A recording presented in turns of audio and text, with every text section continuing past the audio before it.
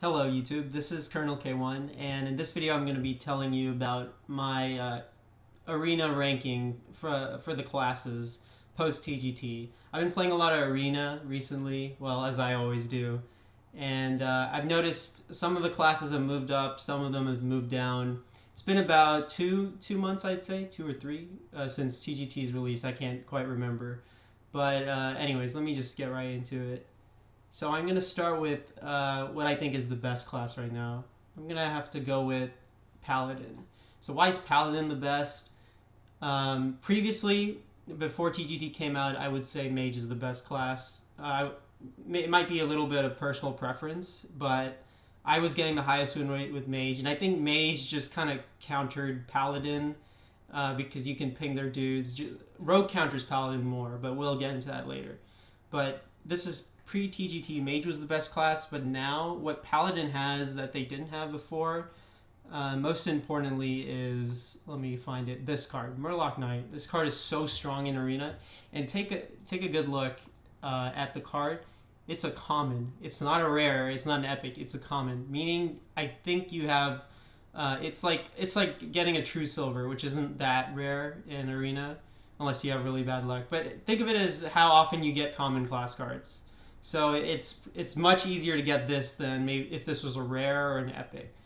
And it's why this card is so good is I know it's for 4 mana, but think of it as like a turn 6 card because Inspire means using your hero power, which costs 2 mana. So you could play this on turn 4 as a 3/4, but there's a risk that they have instant removal to get rid of it. So you kind of want to just play this on turn 6 unless you have nothing better to do on turn 4. But let's just say you play this on turn 6, you get a 1/1 because you're a Paladin, you get a 3/4, and then you get a random Murloc. Now that Murloc could be something really bad. Like let's look at all the Murlocs. Okay, so see, these are pretty bad Murlocs, not the Hungry Crab, but like these aren't that great. They're okay. I mean, it's still for free if you think of it that way. But then this is like as the 1 drop now. But you get over here now, you're getting a free 2/3 or a 3/3, and this buffs your Murloc Knight because it's a Murloc to a 5/5. So if you get War Leader, you're already looking good.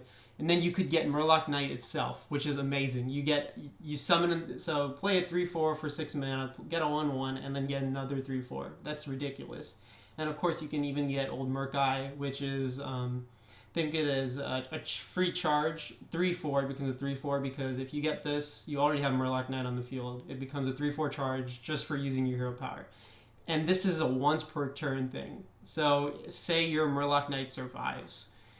Oh yeah, I forgot to mention, you could also get this, which is it's a Cult Master. That's its effect for Murlocs, and it's a 2/5. So it's nice for just using your hero power. You get a 2/5 stat line.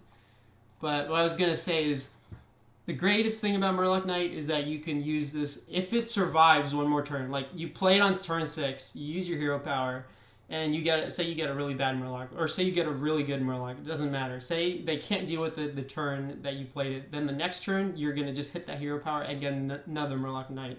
So this card just completely can snowball out of control. And just like the fact that this is a common is this is probably the biggest buff to Paladin for the arena, which is why it makes Paladin so good right now. Then Paladin, I would say, was like always top 3, even for as long as I could remember. It was definitely a top 3 arena class. It's always been Mage, Rogue, and Paladin, in my opinion. You could argue that Druid maybe has been up there with them, but Paladin has always been a top 3, and this card just pushes it to the top in TGT. Let's see what else Paladin got that made it so strong. I kind of forgot.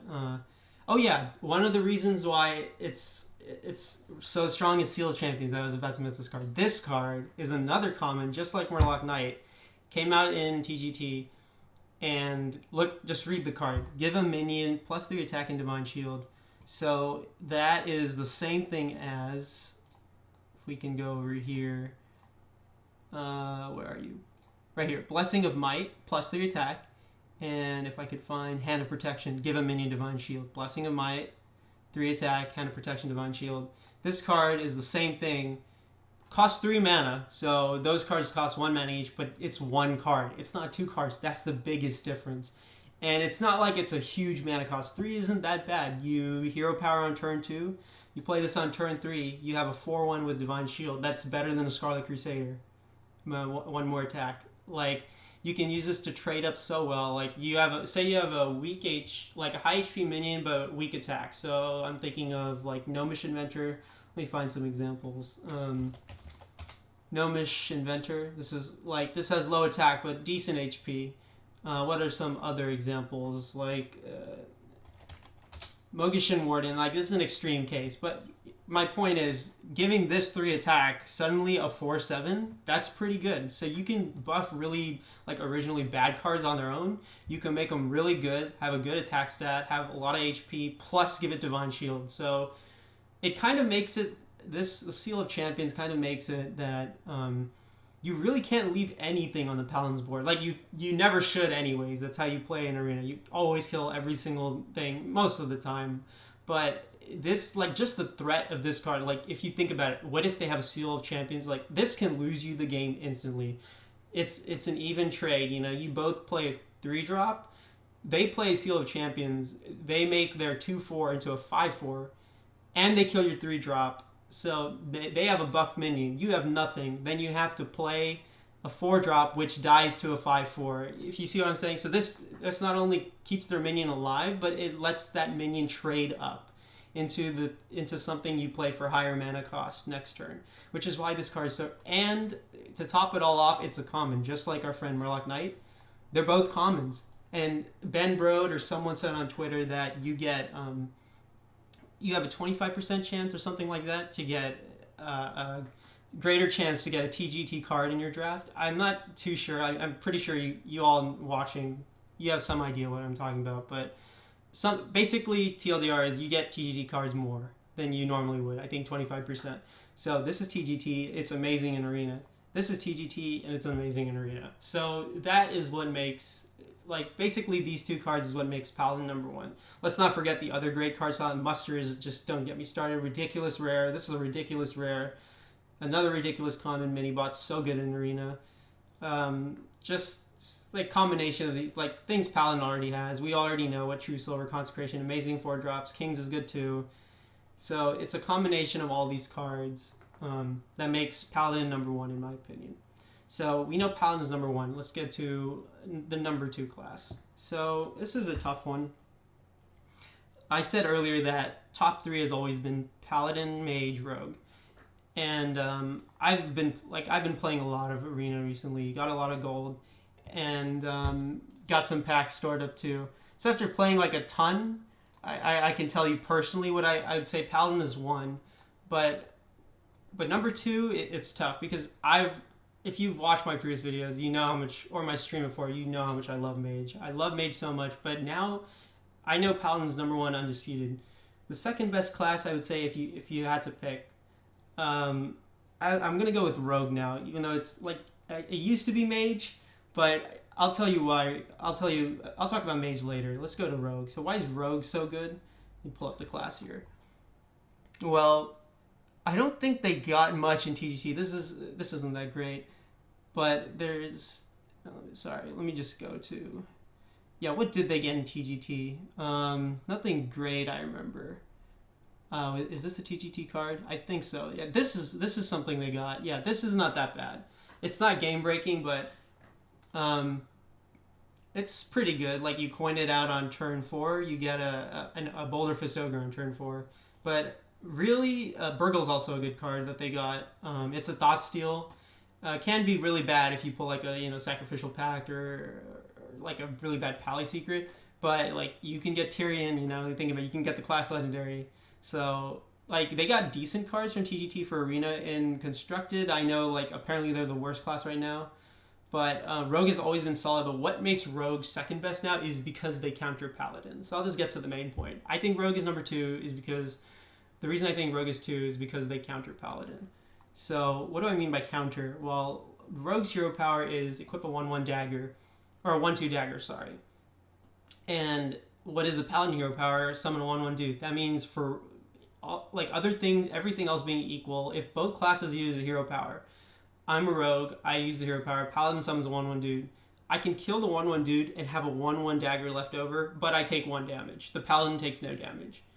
But in Arena, then I have a 1/1 dagger, like you could say for free, because we both paid 2 mana to use our hero power, which is on the board, so called tempo, basically. It's increased tempo, even though it seems small. But that's the core of it. Like this may seem small, like oh big deal, you have a 1/1 dagger and you killed their dude, but that's the point. The point I can make is I can cancel their hero power and still have a weapon left over for next turn. So a ping left over, like for the price of taking face damage. It's always been the case, but like this has been true since the classes have been released. Except back then, Rogue's hero power was a little bit different. Let's not get into that. Point being is it's always been like this, but Rogue, like, since if Paladin is number 1, Rogue countering the number 1 class supposedly, which is Paladin, makes it number 2. That's why it beats Mage now. So I would pick right now Paladin, and now I'm saying like Rogue counters Paladin. Why isn't Rogue the best class? Because Paladin has the potential to be the best class depending on your draft. Like if I'm getting, let's go to the Paladin back to the Paladin. If I'm getting True Silver Champion, Consecration, Murloc Knight, Seal of Champions, Muster, you're not beating me. I'm sorry. Like you're not gonna stop me from getting 12-0 or anyone. Like even the inexperienced players like can get 12 wins with just the card. Like the potential to do well is much higher in Paladin. Like Rogue has good cards too. Let's go back to Rogue. Like those 2 I mentioned, they have Backstab, Eviscerate. You all know about Rogue, but Paladin has a higher potential, which is why I think it's the best class, because it's like basically what I'm trying to say is if Paladin gets the best cards, good luck being Paladin. I don't care what class you are. If Paladin gets the ridiculous cards, you're just not going to win. Like if they get that really good draft. That's why I'd say Paladin is number 1. And I think and it's not even that rare for Paladin to get like that really good cards. Like even if you get 1 Murloc Knight, 1 or 2, even 1, you can snowball the game if you play this like at the right time. You've kept the board clear. You drop this on turn 6. You roll another Murloc Knight from its Inspire ability. You like most of the time you win the game just off of that. I have 2 3/4s and a 1/1. You have nothing on your board. You're done. Like unless you have Flame Strike coming up, you know what I mean. Like it's really really hard to come back when you get lucky with this card. And same with Seal of Champions. You get a good Seal of Champions off sometimes, you just seal the game right there. Like I know it sounds like really does one card make that much of a difference? Yes, it does. And considering how often you get these, which is pretty often from my experience, it's what makes Paladin so good. And Rogue, while it does like an even Rogue deck can beat an even Paladin deck. Like if they have around the same class card qualities, I'd say Rogue would win. But if you're a Paladin, that doesn't mean you're always going to face Rogues, right? Which is why I'd say Paladin's better. Like you could go against a Mage. There's 8 other classes. You're not going to go Rogue. Like get a Rogue every single game and lose to all of them. That rarely happens to me. I usually face a variety of classes. And especially Mage, which is beatable now. I'll get into that for a bit. But that's why I think Paladin's number 1, Rogue is number 2. TLDR, Rogue got Burgle, Rogue got, what's that guy? The 5-drop for Rogue. Pull it back on your screen. Shadow Pen Rider, combo, he's a Boulder Fist Ogre for 5 mana if you play another card before him. Basically play with the coin, turn 4 Boulder Fist Ogre instead of a Yeti. So Rogue's good. They have, like, other good cards, but Paladin's better. And now we're going to go to the Mage. Mage is number 3, in my opinion. Used to be number 1 before TGT, but why they're number 3? Well, I guess I'll just cut it short. It's because they get less flame strikes. Like, that's literally the reason. They get less flame strikes now because there's more cards. Like, they added more cards in the game. You have more chance to get a TGT card. This isn't a TGT card. And this is the card that it just could make or break your arena run. If you don't get Flame Strike, Mage doesn't have like rogue type of cards where they're really cheap removal, where they can, like, Rogue can really aggressively fight on the board early game. And in Arena, if you get the board, you're going to win. Like, you can have bad cards, but if you have the board, you can still beat your opponent when they have a better deck than you. And one of the mages can just basically say, you know, screw you, that doesn't matter to me, is by playing this card, Flame Strike. Like, Rogue's making all these efficient trades. You know, they have a bunch of weak HP things. They're like, haha, I have board control. You press one, you play one card, it's all gone, you reset the board, and maybe they've burned more cards than you know, up until this point. Now you have a clear card. It's basically a card advantage card. The ultimate card advantage card, in my opinion. This is what makes Mage. Like this and Fireball just being an efficient removal spell. This is like the highlight of the class. Water Elemental too, of course. Let's pull that up. 3/6, solid, you know, this is... What's the new TGT Dragon? Twilight Drake? Sorry for my ignorance. Twilight something. Let me pull that up real fast. Just so... so you guys probably know exactly what I'm talking about. Yeah, Twilight Guardian. This becomes a 3/6 dragon. So people are playing this in Constructed because it has Taunt. Taunt isn't that much important in Arena, but the 3/6 body for 4 mana is really what makes this card like pretty good. It's a Fen creeper that's one less. Mages, we already have that in Water Elemental. Plus we have the added bonus of freezing anything, your weapon or your face. I mean, your face or a creature. So let's say my Boulder Fist Ogre 6/7 takes this out. At the very least, like normally if this was just a regular 3/6, damn, you know, what a horrible trade for me. I just lost my 3/6 got one shot. But because it's a Water Elemental, at the very least, that Boulder Fist Ogre can't attack the next turn. Meaning, you know, it's like a free... Where's that card? Frost Elemental. Let me pull it up. I know none of this isn't played in Constructed, but it's like a free effect of this every time that thing contacts with another enemy, and it works on weapons. Like it can perma-lock out weapons. It's just one of the reasons why this card is always... So those are the 3 cards that makes Mage like so amazing. Fireball, Water Elemental, Flame Strike. And guess what? You get all of them less now because of TGT. Like, you still get them, of course, but less chance of getting them because of how TGT Arena works. You get that percentage stuff that whoever said, Ben Brode. You get 25% chance more of getting a TGT card. So that's really the reason why Mage has fallen down, because you get Flame Strikes less often, you get Fireballs less often, you get Water Elemental less often. Plus... Paladin has gotten really good TGT cards. What did Mage get? Come to think of it, I kind of forgot. I didn't go over that, my bad. Let's see what Mage got. Like I don't have a list here, so I'm just trying to remember. Oh yeah, we got Effigy, like nothing special in Arena. In fact, I would argue duplicate. It depends. Like this is increased tempo. Mirror, but we already have Mirror Entity, which is kind of the same thing as this, but like of course there's differences that I'm not gonna get into that, but. This is card draw. This duplicate could be better. So Effigy is nothing great. We got Polymorph Boar, which is it's all right. It's definitely worse than Polymorph in my opinion. Although it can be better. Let's just say you have Fallen Hero. Oh yeah, that's another one we got. Let's say you have Fallen Hero. Do I not have it? I guess I don't. Let me craft 2 of these real fast just to show you guys. All right. So Fallen Hero. Let's say you have this card and then you have Polymorph Boar. If you already have Fallen Hero, then this is better than Polymorph. You can ping off the board right away, and it's a 3-mana Polymorph. But sometimes you don't really like. Even if you transform a really good minion to a 4/2 boar, like I rather spend 1 more mana of just playing regular Polymorph and giving them a sheep instead of a 4/2. That's why I think Polymorph Boar is kind of alright. Like, of course, there's that thing where you can use it on your own minions. So, like, you can get... This is a 3-mana, 4 damage lethal. So, like, you have a minion, you attack them directly, then you change into a boar, and you attack them again, and you win. But that's... you won't be, like... You'll find yourself less, after I've drafted this card so much, you'll find yourself less using this card on your own minions than you rather just make a really big enemy minion to a 4/2, trust me. So, and then going back to Fallen Hero, I forgot about that card. This is a really good card they got, like, definitely. Vanilla 3/2s are already okay in Arena, 2-mana 3/2s, because it's just nice to play on curve on turn 2. But this has a free, like, added effect of making your hero power really, really good. It's like a Hunter plus hero power. It's like the Hunter playing that card, Steam Weedle Sniper. Yeah, it's basically, this is the same thing. Your hero power and like Hunter playing this card, same exact thing.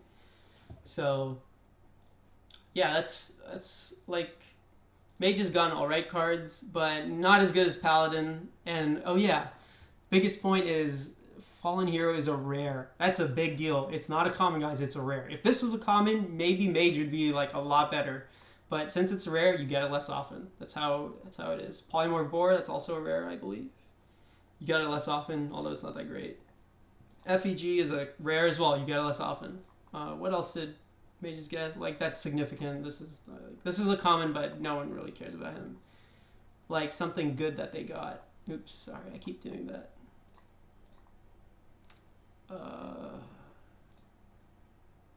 Yeah, they got Ronin, but that's a legendary. It doesn't count. So that's basically the TLDR. The decent cards they got from TGT are rares, Flame Strike, Water Elemental, Fireball. You all get those cards less often. So that's what makes Mage number 3. Yeah, that's pretty much it. I just wanted to go over. I probably rambled on so much, but I really wanted to go over like the top 3 classes after I've been playing so much Arena, and I've got to say I've actually been having fun. I like the Arena TGT meta. Like, I know a lot of Arena streamers, they don't really like it, but I've been doing pretty well, and I like added new cards. I like that Mage isn't the best anymore, even though I love Mage. I'm okay with playing, and Rogue being number 2, I really like playing Rogue too. So it's a win-win for me.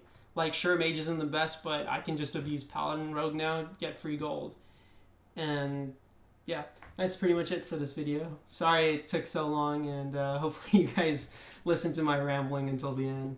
And anyways, thanks for watching, and have a nice day. Bye, guys.